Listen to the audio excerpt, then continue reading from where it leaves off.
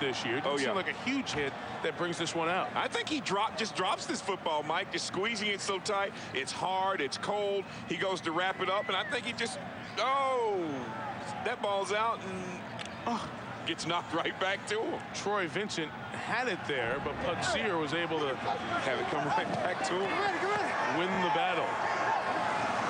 First and 10, Plummer to the air. Steven Alexander this time brought down to the open field by four-time Pro Bowler Lawyer Malloy. And you see what we have here, Mike. We have second, short yardage, 2nd and 5.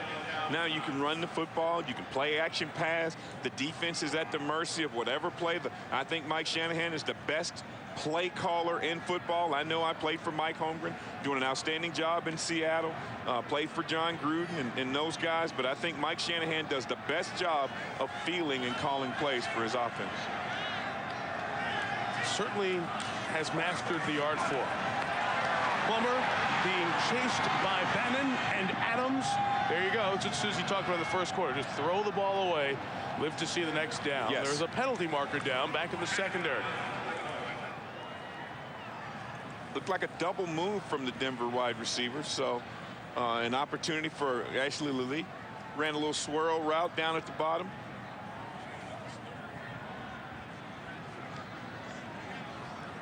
I think they're cold again, Mike. Huddling up. There is no illegal contact. The quarterback was out of the pocket. No fall. Let me remind you that this double coverage weekend of the NFL on ESPN continues tomorrow night. Mike Patrick, Joe Theismann, Paul McGuire warmly waiting in Chicago for Urlacher and that great Bears front seven, which wasn't great last week, taking on an Atlanta Falcon team that certainly had to notice that Tampa Bay was shut out. Yes. And the opportunity to make an even bigger step. Huge playoff implications tomorrow night. Game time after prime time. Prime time 7:30 Eastern, and then kickoff just after 8:30. And Susie will fly to Chicago and join the guys there for tomorrow night. 3rd and 5. Here is Plummer throwing to Anderson, who made Crowell miss, but cannot get past the second tackler, Ryan Denny, with the stop. And we'll have fourth down. Decision for Mike Shanahan and the Denver Broncos. Does he go for it? There's a picture of Paul McGuire, the great Bills punter, who Brian Moorman slid partially out of the record book last year. Wow. When you come in, it's the Paul McGuire entrance to the press box. I saw that. And you did stop and genuflect on the way. I really did, yes. Yeah. Paul's name on one entrance, and then Van Miller, the great legendary voice of the Bills. So good to see Van here tonight. His name at the other entrance. All right, 4th and 1. Bills must come up with a stop here. They go empty in the backfield. Plummer keeping, and it looks like he has enough for the first down. He certainly does now, sliding up to the 26. You know, there was a stop earlier by the Bills on 4th and 1. It was the first time all year that the Bills stopped a team on 3rd and 1 or 4th and 1. They were the only defense in the league not to do that. They did it earlier, didn't do it where they needed to there. Just like kicking a team when they're down, don't you? I just read facts, sir. And yeah, it was. And that, you know, which was a very scary statistic on 3rd and 1, 4th and 1. You can't get off the field at least once during the year. But, well, they've killed that bird. They've gotten off the field on 4th and 1. So the Broncos keep this drive alive. Tatum, Bell. London Fletcher makes the tackle. He's made so many tackles over these last 5 years. And tackles are such a nebulous stat because you could overcredit people on tackles. Oh yeah. You know, how you was he fully in the tackle, solo tackle? Look, London Fletcher's involved in a lot of tackles, doesn't miss many of them. And where would the Bills be without his performance this year? Does a great job of quarterbacking that defense, putting everybody in the situation that they need to be, and playing out the season, Mike. A veteran playing out the season. Never been to the Pro Bowl, but what he's done on and off the field in terms of leadership with his Bills team this year, one of his stronger performances. Bell finds a crease, gets inside the 20. Pro Bowl balloting done by the Broncos before they made the trip here to Western New York last night. The Pro Bowl teams to be announced next week. And these were always the games you think about them over the years. Yes. Sunday night and Monday night. If you play well there. Last chance to impress, Mike. Yeah, last chance to impress. And you know, it's one of those things that if you get an opportunity to go, You definitely want to go again, but did you see D'Angelo Hall in the Monday night game? Yes. Right, aloha Yes. on the grease board. 3rd and 2. Bell going to be very close to it, but seems to be shy of the first down line. And we'll see what happens on this very time-consuming drive halfway through the 4th quarter. Get a measurement coming up at the 7:01 mark. Justin Bannon taking himself out of the game. Denver Broncos just running this clock down. Mike Shanahan is trying to figure out a way to not only get some more points, but take some more time off. Looks like regardless of the measurement, they may seem to go for it, maybe in U formation.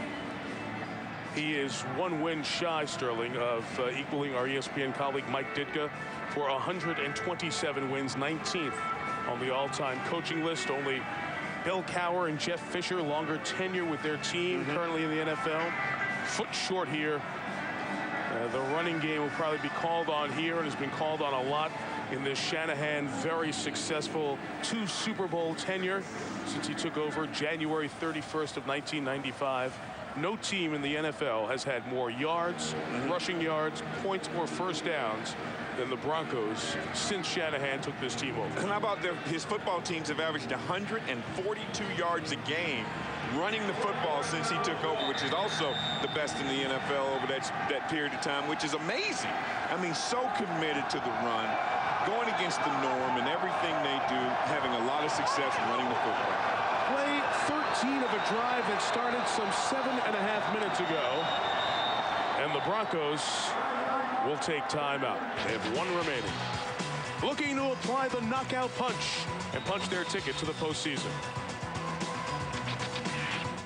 When a boxer prepares, he's only thinking of success. He's only thinking of destruction. But to conquer, he must obliterate the hopes of his opponent and be the only man standing. Fight Night, only on ESPN. Relive another great moment on ESPN. Could he do it again? Would Adam Vinatieri hit another last-second field goal to nail down another Super Bowl victory for the New England Patriots? And Vinatieri's kick down the middle. The kick is good.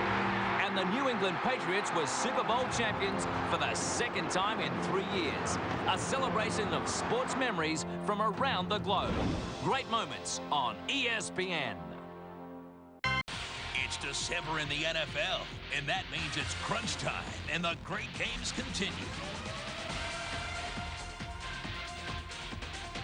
Michael Vick leads the charge into Chicago to take on the Growling Bears. Are you ready for some football? Falcons, Bears, live tomorrow. Packers, Ravens, live Monday. The NFL on ESPN, home of Super Bowl 40. This ESPN NFL special brought to you by T. Rowe Price. Mutual funds, IRAs, college savings from T. Rowe Price. Invest with confidence. Dockers, men, women, home, dress to live. Burger King, who remind you to have it your way. And Kia Motors. Kia, the power to surprise. Good football fans, good people up here in Western New York, frustrated that their Bills will miss the playoffs for the 6th consecutive season. And with Cincinnati getting into the playoffs this year, only Arizona has a longer drought of not getting into the playoffs. Play 13 of the drive. 4th and inches. That is Anderson for the first down. Just shy of the 15. So the drive stays alive, and we get a Sports Center 30 at 30 from Scott Reese. All right, Mike, earlier today, the Patriots took their 4th AFC East title in 5 years, beating the Bucs 28-0. Tom Brady, 3 touchdown passes, including that to Tom Ashworth. And Wayne Gretzky taking an indefinite leave as coach of the Coyotes, returning to Canada to be with his mother, who has lung cancer. Associate coach Rick Tocchet, head coach on an interim basis. These stories and more on Sports Center after football with Neil Everett and Scott Van Pelt. Mike, take us home. Thank you, Scott. Of course, ESPN News never goes off the air with full coverage. 6:11 left. I don't know if Moreeeee is challenging the spot here. Buffalo is challenging the ruling on the field of a first down. All right, so challenging the spot with 6:11 left. This worked against Denver once this year. I don't think it's going to work against them here. Be right back.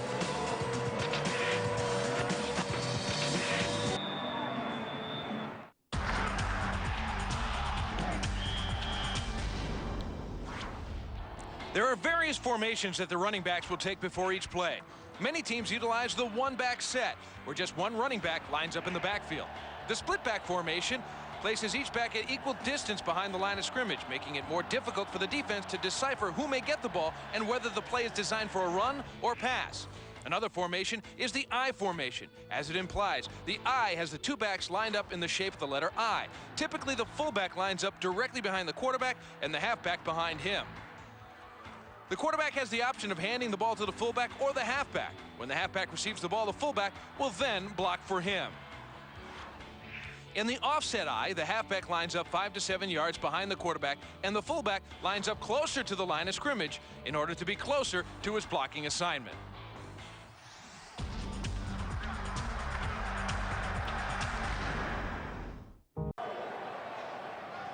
Okay, we are back and quickly expediting. Very quickly. I think Bernie's cold. The latest replay, Bernie Kukar confirming that this spot is correct. Mike Anderson does pick up the first down, just shy of the 15-yard line. So Buffalo loses a timeout. They're down to 1, down 11, as Denver gets set to run play 14 of a back-breaking drive. Story of this game, Buffalo jumped on top 7-0. Broncos scored on the last possession of the first half for Denver, and then came out of the locker room with touchdowns, 2 of them in the third quarter, and has essentially kept the Buffalo Bills offense on the sideline, although Buffalo did respond with a field goal drive of its own in the third. Exactly what we thought Denver would do, come out and establish themselves as a better football team at this present stage.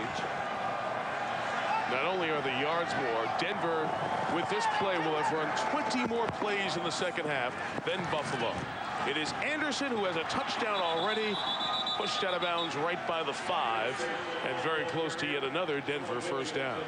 Establishing themselves and reminding people who they are. Mike Anderson is one of those guys that needs carries, and in the second half he has gotten carries. They've been able to establish the line of scrimmage. The offensive line has got a chance to run block, which is what their forte is, and there you have yourself which looks like is going to be a measurement for a first down. That's just who the Denver Broncos are. They've done it ever since Mike Shanahan has been the head coach. They've done it with John Elway. They do it with Jake Plummer. They did it with Brian Griese. Regardless of who the quarterback is, running the football is what the Denver Broncos get off the bus wanting to do. And you talk about how important blocking is in this whole scheme of things. And there are the 2 running backs who are the beneficiaries. Really, Bell doing most of it on one longer run.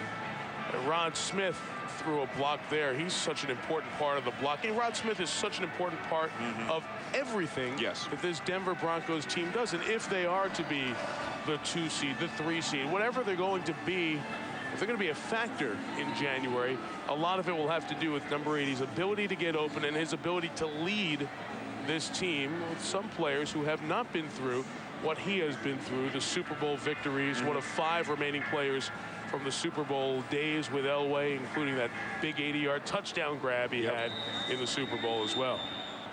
You know, talking to Rod this morning, he talked about his hard work. Mike Shanahan does a great job of rewarding him for what he does on the field by throwing the ball.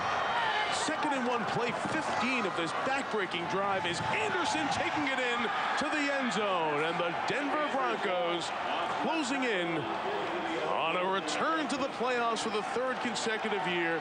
And again, Smith was part of the blocking. What a devastating 15-play, 71-yard drive. And watch where Rod Smith ends up, sealing the corner right there on Troy Vincent. And all Mike Anderson has to do is lower the boom and find himself in the end zone. 2 touchdown carry night for the 32-year-old Anderson. 11 touchdowns on the season. And a hug from Ron Dane, who has yet to see action but has been a very important part of the key moments in November and December here. Elam adds the extra point. How's this, folks? 4 drives. The last 4 drives. 13 plays, 10 plays, 9 plays, 15 plays. Look at the old man seal that edge, Mike. That's what we receivers do. We just make sure the running backs get an opportunity to score some touchdowns as well. The NBA on ESPN Live Thursday. The new dynamic duo, Manu, Oberto, and the champion Spurs are currently riding high in the West. They head to the Garden to face the Knicks. Spurs, Knicks, Live Thursday. The NBA on ESPN. Scott Van Pelt and Neil Everett settling in for SportsCenter. The team that's won 3 of the last 4 Super Bowls, sending a message. We'll look ahead to the must-win games Sunday and a fight after a fight in boxing. Scott Neal of SportsCenter coming up for you as soon as we're done here at Orchard Park. Tumbling kickoff, not able to be fielded by Joe Burns clearly, but McGee able to make the most of it and nearly take the distance. Brought down at the 43 by Dominic Spotswood. Sir, you have issues. Nuts. When a boxer prepares, he's only thinking of success. He's only thinking of destruction. But to conquer, he must obliterate the hopes of his opponent and be the only man standing. Fight Night, only on ESPN.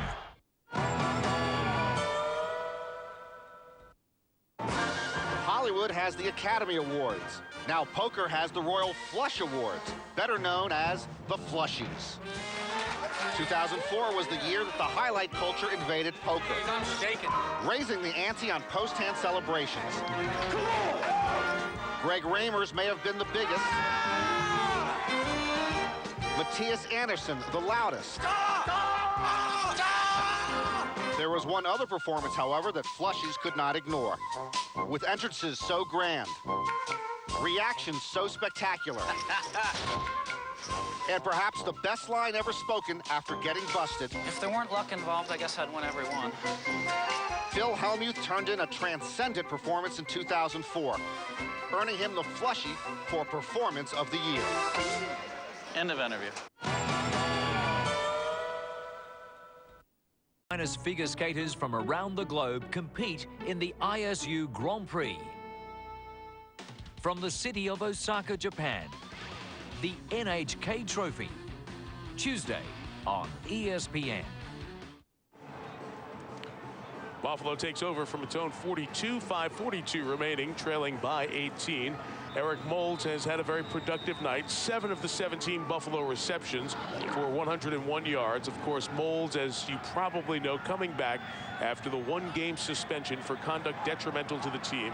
A run-in with the coaching staff, his receiver coach and coach Mike Mularkey, that happened during the game at Miami 2 weeks ago. Suspended for the New England game. Back here today. Shawn Williams the catch there. Some question if Moulds, who has a very high salary cap number next year, is playing his final game in Buffalo here tonight.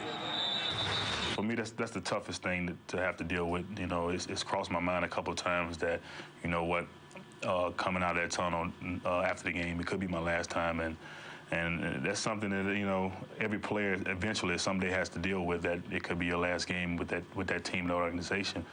And I'm hoping it's not, but, you know, like I said, with free agency and salary cap, and I think the way things went last week, you never know. Certainly the face of this Buffalo Bills franchise. Yes. The game stopped for a moment as Shawn Williams, who made the reception, is injured and shaken up. They're looking at him, not just the face of the franchise, but behind Andre Reed as the most productive wide receiver in Bills history. Eric Moulds certainly will be a player that a lot of discussion and conversation will go on about over the next couple of weeks. Susie has more. Well, Eric Moulds told me he absolutely wants to be here next year. He wants to be one of those rare guys who finishes his career where he started. It was the mold that was set for him when he got here. Guys like Bruce Smith had been here for 13 years, Andre Reed, 15 years. So now, when all the young guys are asking Eric Moulds, how long are you going to be here? He says, I hope until the end.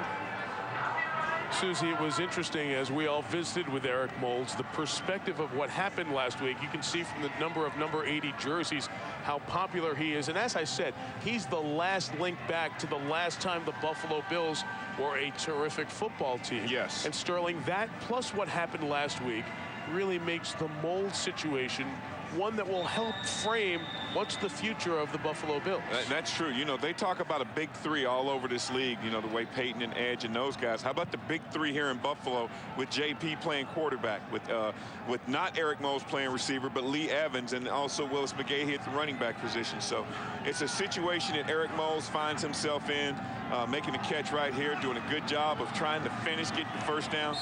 But get out of bounds, which he didn't, keeping the clock running. Yeah, Eric Mose is a special guy, and I think that he is going to meet the Buffalo Bills over halfway when you talk about the money.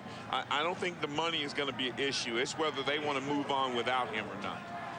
And how he handles the next couple of weeks after certainly that coming to loggerheads with the franchise over the issues regarding how many catches or what his issues were with the suspension. Josh Reed gets the first down across the 40 and to the 39-yard line. We talk about face of the franchise and where are you going as a Buffalo Bills team. Kelly Holcomb's in tonight. Jim Kelly was the face of this franchise with Andre and Thurman and all the other guys. That unbelievable number. But like we said with Elway, same with Jim Kelly. They haven't won a playoff game since he's gone. Incomplete pass intended for Lee Evans. Champ Bailey trying to get a pick in the 6th consecutive game. This is unbelievable, Sterling. You go back, the Bills here have had 7 different starting quarterbacks since Kelly. We know what the 4 Super Bowl losses did to the franchise, but they were really the team in the AFC during that stretch. They haven't won a playoff game without him. And that's something that Mike Mularkey and Tom Donahoe and those guys are very well aware of. The fact that the quarterback position has not been as successful as they needed it to be. Injured Denver Bronco was trying to work himself off the field, and as we mentioned in the first half, a lot of people here want Mike Mularkey's job at 4-9. Oh yeah. 4 minutes from being 4-10. However, in talking with Tom Donahoe, whose job has been brought up, and I think people have to realize the number of injuries this Bills team sustained this year. They were not high in volume, but they were key injuries in key spots, plus the young quarterback allowed this team not to develop, and that's where the Bills have gone here with this up and down, up and down. And Sterling, I would suggest that if you come in and you bring in a new coach, you know what's going to happen? You're going to have another up and down spike. You can't have 3 head coaches in 4 years and expect success in the NFL. I think you're going to have more of a down spike, Mike. I totally agree with you. And I think Tom Donahoe and Mike Mularkey are getting ready to settle this franchise down. I believe they will definitely be a better football team, more productive on offense, and they'll have a better identity than we've ever seen Buffalo Bills say in the last 4 to 6 seasons. Al Wilson was the injured Bronco. There's a delay of game because the clock ran out. However, I don't think it was properly reset to 25 after the injury. Obviously not. I appreciate that because I thought I was going to be the only guy who couldn't read the officials, but I appreciate you joining me. Well, Kelly Holcomb was upset. He felt that there should have been a reset of the play clock. So do I. 19 penalties here tonight. 12 walked off against Buffalo. Wow. 12 penalties at home. That's amazing. In the regular season finale, when you will go 4-4 here at Ralph Wilson Stadium. Bills winless on the road. The 20th penalty of the night. Yes. Encroachment, 93 defense. Bernie, 5-yard penalty, still second down. Bernie's closing in on Frosty the Snowman for airtime in this holiday season. It has been a lot of Bernie here tonight. He has been on TV an awful lot tonight. This truly is Weekend at Bernie's. That was real good, Mike. It's a funny movie. That was a great movie. Not an artistic classic. No. Funny movie. This is a 2nd and 10. Holcomb throws underneath to Moles, looking for the sideline. They'll get there at the 34. Ekubon knocked him out late at 15. It'll be 1st and 10 at the 19 for Buffalo. I can't believe the penalty. I can't believe this call. I mean, it's a good call. Yeah, this is the second time. Okay, maybe I can't believe the player. Yeah, the player mistake. Defense, you know, unnecessary roughness, late hit out of bounds. It's a 15-yard penalty, first down. We talked about Jim Kelly, and since Jim Kelly, all the quarterbacks that Eric Moles and the rest of the Bills have had to deal with, how many of them have had winning records, we asked? Doug Flutie, the only Bills quarterback with an extensive run as a starter to have a winning record. And then Kelly Holcomb until the next 4 minutes and 5 seconds. Right now. He'll be 3-3, but nobody else a winning record in the post-Jim Kelly era, and that's the shadow of trying to live up to what it was before. Roscoe Parrish, incomplete pass as Sam Brandon that hurt. barks after the big hit. That hurt me, Mike. I mean, wow. It's one of the...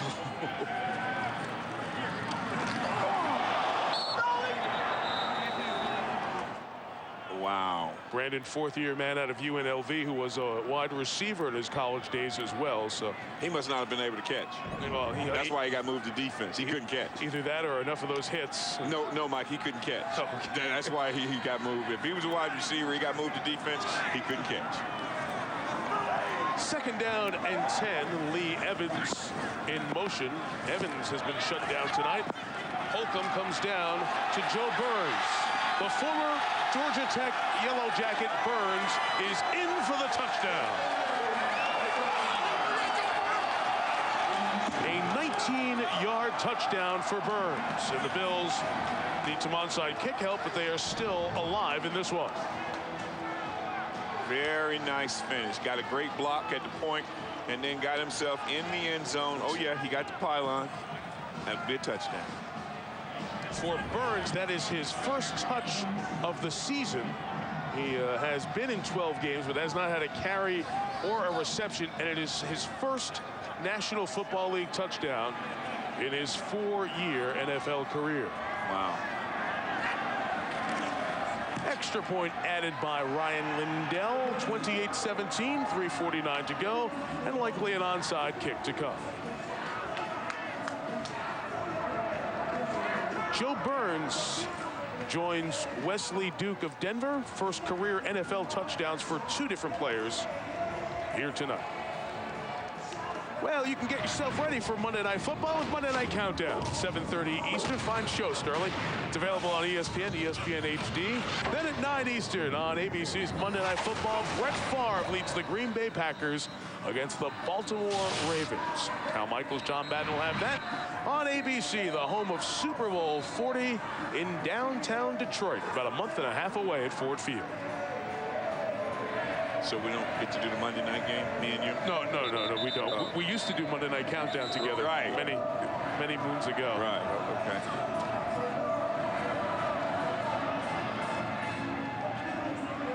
And I'm just trying to be on TV all the time, Mike. I'm sorry. I understand that. Well, let's see if we get the onside kick here. The Bills have more of their ball handlers out there.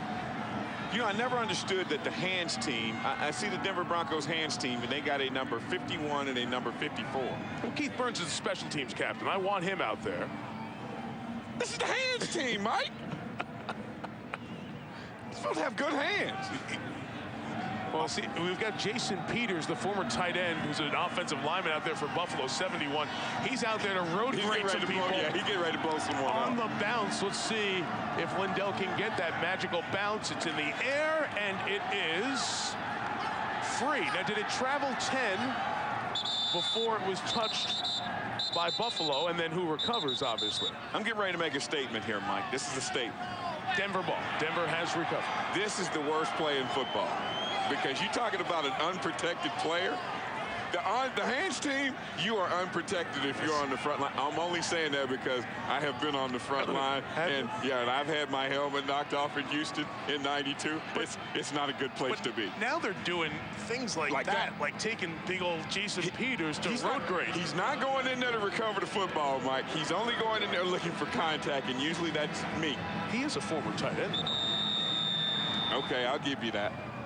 3:47 remaining here, an 11-point Bronco lead as Denver is just a couple of minutes away from cinching up a playoff berth here in the AFC. Congratulations to the Patriots, who earlier today did that by winning the AFC East.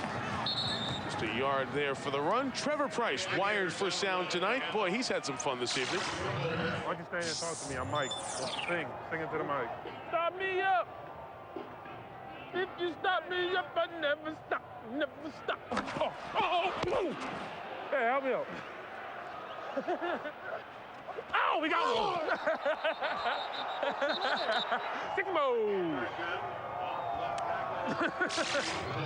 Price, one of the remaining players, the rest of the Cleveland Broncos, as they're referred to on the defensive line. The other 4 guys who've come over from Cleveland last year, and their defensive line coach as well, Andre Patterson. Anderson runs to the 37-yard line. Sterling, if I said to you right now, Denver or Cincinnati behind Indianapolis in the AFC, what would you say? I'd say if Denver ran the football like they did in the second half, Denver. But it'd be interesting to see how Cincinnati plays tomorrow, actually. But Denver they got away from who they were in the first half, and in the second half they got back to the Denver Bronco football that we've grown accustomed to watching in 2005, running the football, play action pass, got a bomb to Ashley Lelie. So I like the Denver Broncos heading into the playoffs. I really do. Bengals watch this game, I'm sure, tonight in Detroit, hopeful that the Bills would keep that first half going as Anderson takes it for another first down. And give them an opportunity, because if the 2 teams end up tied at the end of the season, Denver has the tiebreaker because they have 1 fewer conference loss. Right. Cincinnati playing a non-conference game against the Lions tomorrow. They might win now. Yes, they might. Cincinnati might win now. The 2-minute warning here in Buffalo as the Broncos ready to send it off to the second season. And now, more great moments on ESPN. The year was 2004. The San Antonio Spurs and the Los Angeles Lakers were locked in an NBA Conference semifinal. Tim Duncan scores a clutch point, only to be outdone by Derek Fisher. A celebration of sports memories from around the globe. Great moments on ESPN. Standing by, set to serve you Sports Center. Scott does look like one of those guys in the display on the holiday season. They'll have all the stories coming up, including the fight after the fight at a boxing match, the highlights from today in the NFL, recap from the Meadowlands, and the recap from New England. Would you include Sterling New England in the Denver and Cincinnati conversation as the second behind the Colts right now? I'll give you one name, Vince Wilfork. That defensive lineman had an outstanding game today at the nose. So definitely, I would say New England is to deal with because they're getting healthy. They're starting to run the football. And ladies and gentlemen, you get in the playoffs, if you can run the football, you have a chance to win any game you play in. And I like any team that can heat up the running game. And New England seems to be playing extremely well right now late in the season. And you really don't want to play the New England Patriots or the Pittsburgh Steelers if they happen to get in, because you know you're going to get 41 runs. And Tom Brady doing a great job for the New England protecting the football. As one of our favorites, Bill Parcells, used to call it, still calls it, the tournament. And Dallas has a huge game with Washington tomorrow after the Giants win. Well, there are very few spots remaining in the AFC tournament. Denver's going in. Cincinnati can wrap up the North with a win tomorrow. New England wrapping up the East with their victory. Denver in the playoffs. If Indianapolis beats San Diego, the Broncos will be the West champs this time tomorrow. 2nd and 5.5, where Denver has completely dominated the clock. 23 rushes for 109 yards as they've been able to close the clock down here in the final minute 40 of this one. Security working on some fool who's made his way on the field. Let me remind you that we'll have ESPN Sunday Night Football tomorrow night as the Chicago Bears take on the Atlanta Falcons. 7:30 Eastern NFL primetime, presented by Miller Lite, gets it started. And then what a big game. Algie Crumpler, Warren Dunn, and the Falcons. Michael Vick. Vick coming off the injury last week. I know Susie will be heading to Chicago after the game and looking forward to joining the guys for what should be a terrific, high-impact. That's going to be a good one. And a very cold weather game.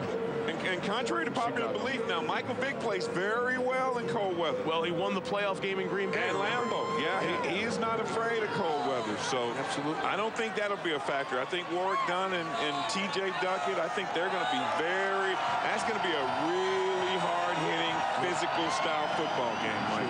Minute 36 remaining here as Denver gets set to head back home. And Rod Smith, I love what Susie talked about before. He talked about the legacy that he wants to leave here in instilling with these players their last couple of months. Susie, you were talking about how he wants to be remembered like some of the other greats in Denver Bronco history.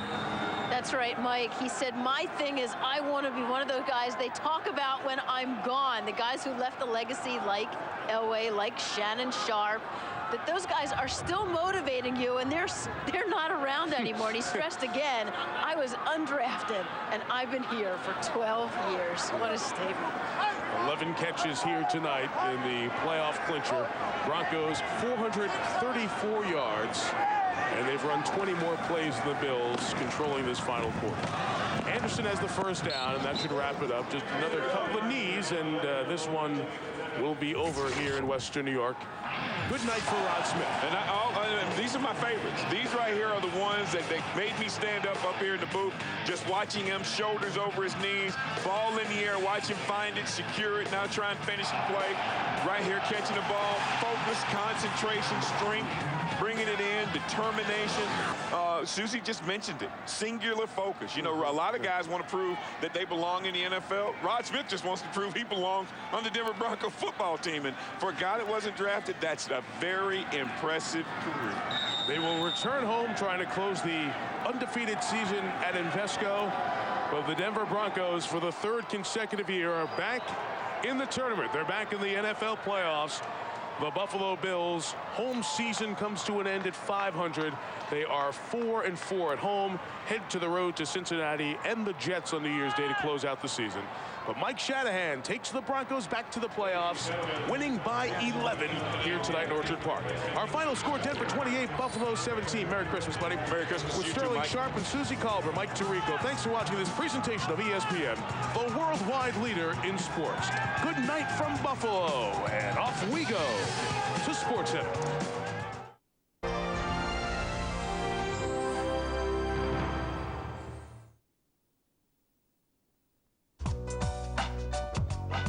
Do I look like I need to be inspired? Actually, you do. A new beginning.